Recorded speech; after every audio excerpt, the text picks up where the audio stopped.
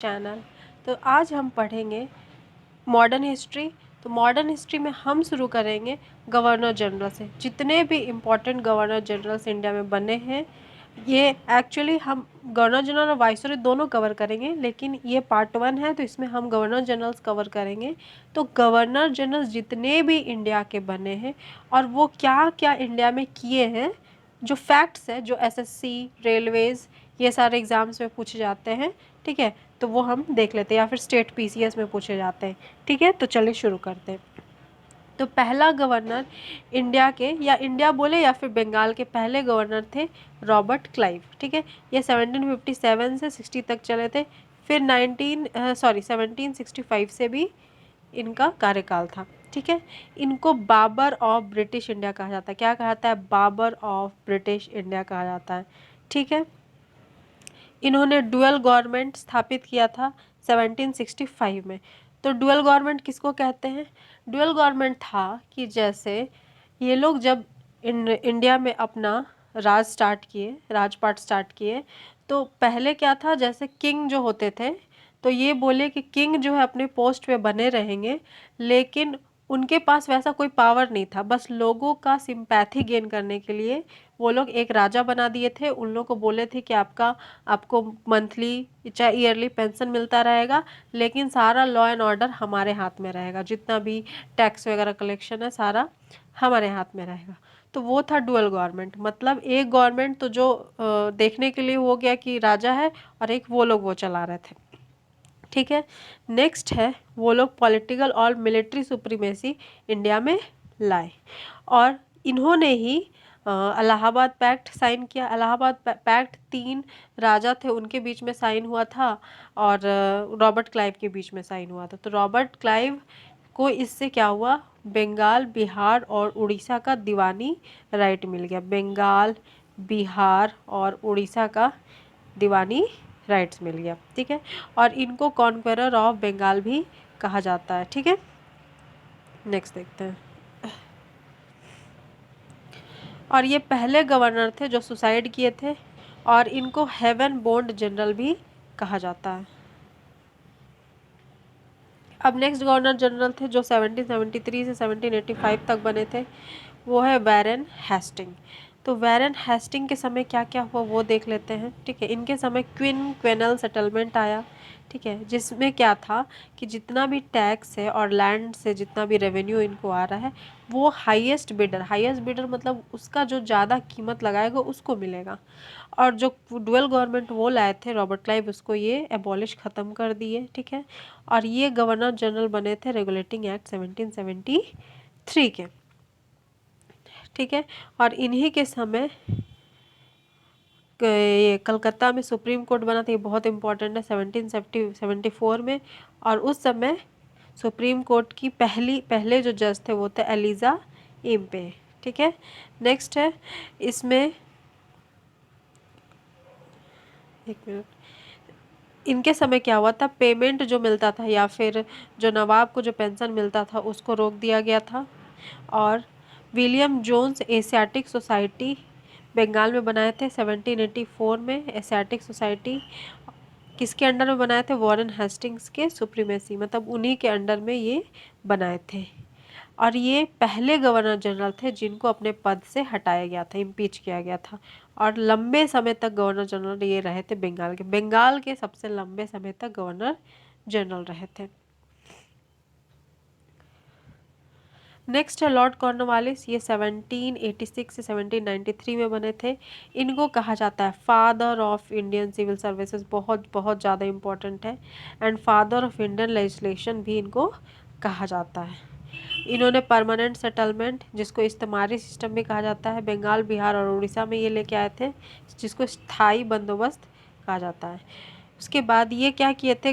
Courts का gradation किए थे। कोर्ट्स का ग्रेडेशन मतलब कि एक लोअर कोर्ट है, एक अपर कोर्ट है। एपिलेट मतलब क्या होता है? एक लोअर जैसे सिविल कोर्ट हुआ, उसके ऊपर हाई कोर्ट, इस तरह का कोर्ट का ग्रेडेशन स्टार्ट किए थे।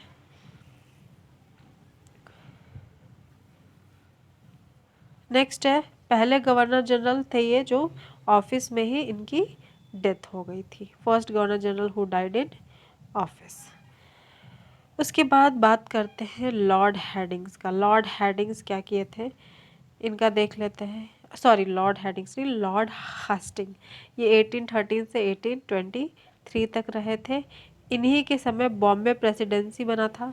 प्रेसिडेंसी एक्चुअली होता था कि दो तीन मतलब इन लोगों का जहाँ जहाँ इन लोगों का बिजनेस चल रहा है वो सारा को कंट्रोल करने के लिए एक सेंटर होता था। ठीक है, तो उसी सेंटर से सारे बिजनेस को ये कंट्रोल करते थे, तो वो कहलाता था प्रेसिडेंसी। नेक्स्ट है, ये क्या और किए थे, रॉयटवारी सिस्टम मद्रास में लाए थे। ये कौन इंट्रोड्यूस किया था, थॉमस मुनरो, इन्हीं के समय ये इंट्रोड्यूस हुआ था। उसके बाद देख लेते हैं विलियम बेंटिक। ये सबसे अच्छे गवर्नर जनरल थे, हम कहेंगे कि मतलब जितने भी गवर्नर जनरल थे सबसे बढ़िया गवर्नर जनरल थे। देखिए इनके समय क्या हुआ था, ठीक है, ये चार्टर एक्ट 1833 के बाद इनको बनाया गया था। सबसे लिबरल गवर्नर जनरल थे। लिबरल मतलब बहुत ही, क्या बोलेंगे, बहुत ही अच्छे, बहुत ही लिबरल। ठीक है, ठीक है। इनके समय ही सती जो था वो हटाया गया था इंडिया में, किसके हेल्प से, राजा राम मोहन रॉय के हेल्प से।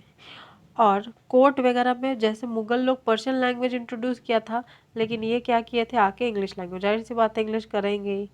और फीमेल इन्फेंटिसाइड पे भी ये काम किए थे। फीमेल इन्फेंटिसाइड जैसे पहले क्या होता था कि बच्चे को 5 साल से कम एज के जो लड़कियां होती थी स्पेशली उनको मार दिया जाता था, तो उसके लिए भी ये काम किए थे।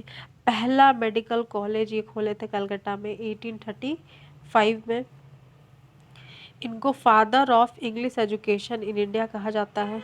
ठीक है, और लॉर्ड माइक्लो को यही अपॉइंट किए थे ताकि इंडिया में जो एजुकेशन है उसको, उसकी प्रमोशन के लिए रिकमेंडेशन देने के लिए। अब नेक्स्ट बात करते हैं लॉर्ड डलहौजी के बारे में। लॉर्ड डलहौजी ये जो थे ये तो बहुत कुछ किए इंडिया में। तो चलिए देखते हैं ये क्या क्या किए। सिर्फ अपने फ़ायदे के लिए किए किए हैं, लेकिन सिर्फ अपने फ़ायदे के लिए किए। इनको फादर ऑफ मॉडर्न इंडिया कहा जाता है। ठीक है, ये इंट्रोड्यूस किया डॉक्ट्राइन ऑफ लैब्स। अब डॉक्ट्राइन ऑफ लैब्स क्या होता है, इसमें क्या था कि जब ये गवर्नर बने तो उस समय क्या था कि बहुत सारे प्रोविंसेस थे। प्रोविंसेस मतलब बहुत सारे राजा महाराजा का अपना चल रहा था एम्पायर। तो ये बोले कि जो राजा अगर मर जाता है और उसका कोई सन यानी बेटा नहीं होता है तो उसका सारा संपत्ति या जितना भी उसका है राजपाट वो सीधा ब्रिटिश के हाथ में चला जाएगा। तो ये था डॉक्ट्राइन ऑफ लैप्स, तो ये डलहौजी लाए थे। नेक्स्ट है, इनके समय वुड्स डिस्पैच भी आया। अब वुड्स डिस्पैच क्या होता है, वुड्स डिस्पैच, वुड्स एक वहाँ के प्रेसिडेंट थे, board of cricket sorry board of control कुछ ऐसा था, तो उसके वो प्रेसिडेंट थे। कहाँ के प्रेसिडेंट थे,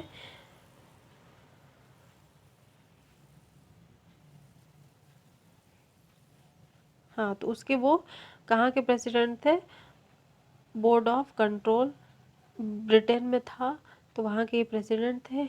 डिस्पैच मतलब होता है कि कुछ बांध के बेचना, तो ये बांध के नहीं, ये एक्चुअली कुछ कुछ पॉइंट्स जो था वो भेजे थे। बोले थे कि ये सारा चीज़ इंडिया में इम्प्लीमेंट करो, जैसे वेस्टर्न एजुकेशन वहाँ कैसे लाना है, वहाँ पे यूनिवर्सिटी कैसे बनाना है, तो वो था वुड्स डिस्पैच में। इसी को Magna carta of English education कहा जाता है। तो किस लिए, इंग्लिश एजुकेशन को प्रमोट करने के लिए। और पहले रेलवे लाइन ये बनाए 1853 में, कहाँ से, बॉम्बे से लेकर के थाने तक। पोस्टल और इलेक्ट्रिकल टेलीग्राफ इंडिया में शुरू किए, इसीलिए इनको इलेक्ट्रिक टेलीग्राफ ऑफ इंडिया भी कहा जाता है, father of electric telegraph in India. ठीक है, री मैरिज को, जो जैसे विधवा हो जाती है उनका दोबारा शादी करने को लीगलाइज कर दिए 1856 में। पहला इंजीनियरिंग कॉलेज ये बनाए, कहाँ बनाए, रूरकी में बनाए, रूरकी में बनाए। ठीक है, तो आज था ये पार्ट 1 जिसमें हम लोग सारा गवर्नर जनरल किए हैं। अब नेक्स्ट पार्ट में हम करेंगे जितने भी वॉइसरॉयज थे उनको। तो ये आप एंड रिवीजन के लिए बहुत अच्छा है।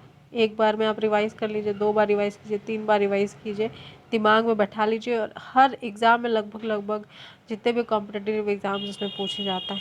प्लीज़ आप मेरा चैनल को सब्सक्राइब करें, शेयर करें, लाइक करें। Thank you so much.